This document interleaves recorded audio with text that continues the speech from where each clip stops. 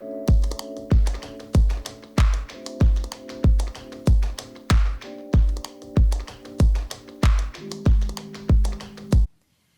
right, so what's the next step? What do I do after I wash my hair? So just imagine my hair is now freshly washed, freshly conditioned.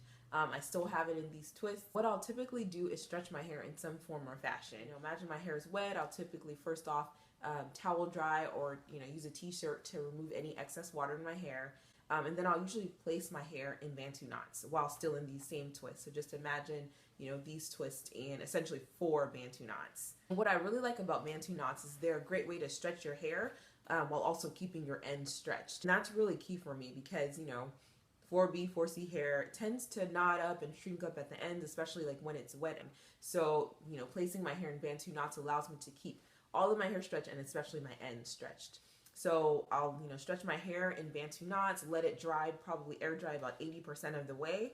And then once it's about 80% dry, what I've started doing lately is actually stretching my hair even further by blow drying it. That's something I started doing a little bit more recently. Prior to this, I think I blow dried my hair probably every few months, but now, probably every month or so. And that's been working really great for me. And the reason I started doing it is because I feel like when my hair is maximally stretched, I'm most able to remove shed hairs and tangles and to keep my hair detangled. Essentially, it's just something that makes managing my hair a little bit easier. Now, the way I do this to kind of save myself time and energy is, again, remember my hair is still in these twists. I will go kind of twist by twists, and I will undo each twist and then blow dry that section using the tension method. And then immediately after that, I'll apply like a cream or oil and then retwist it loosely. And that's essentially how I achieve this style. This is essentially twist on, hair that was washed and then, blow dried using the tension method, and then I just twisted it loosely. It keeps my hair, sectioned. It keeps me from having to worry about my hair being all out all at once. And it just like saves me a lot of time. Now, just a little note on heat. A lot of people are opposed to using heat, and that's fine. But I think you can definitely use heat on your natural hair and do so in a way that kind of maintains the health of your hair if you just do so responsibly. So I think, blow drying my hair once a month is not too bad for me. You also have to know how your hair responds to heat. My hair hasn't ever had a huge problem with heat as long as I don't use it too much. When I blow dry on the medium setting, so not the hottest setting, and I haven't had any issues with it. So you just have to know your hair. So this is a blow dry I've had for a really, really long time. It's so long that it has no markings. Again, I use the medium setting, and I just blow dry using the tension method. Another thing I will say is typically when I do blow dry, like right after I finish blow drying with the tension method, this is the time when I'll use my comb. So this is a comb I've had for a really long time. It's a wide tooth comb. It's seamless, so it doesn't snag my hair.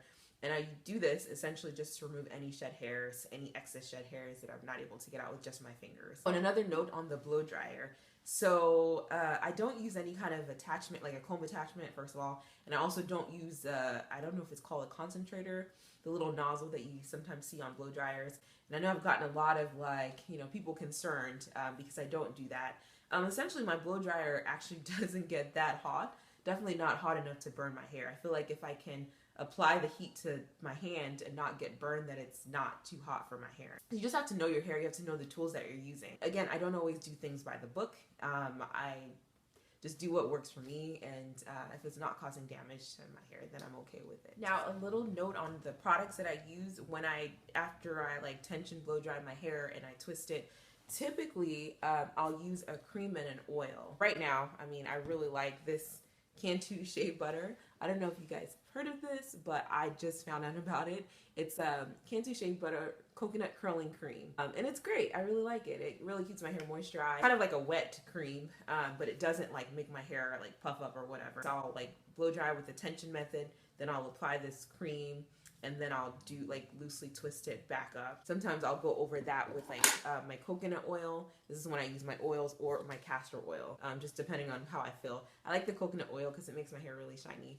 And the castor oil is just a kind of a nice oil to kind of make my hair kind of a little bit more weighed down. And of course I have my homemade whipped shea butter that I use sometimes too, but right now I'm really, really loving this one. I should say I try to keep my twist fairly loose and fluffy after I blow dry with the tension method.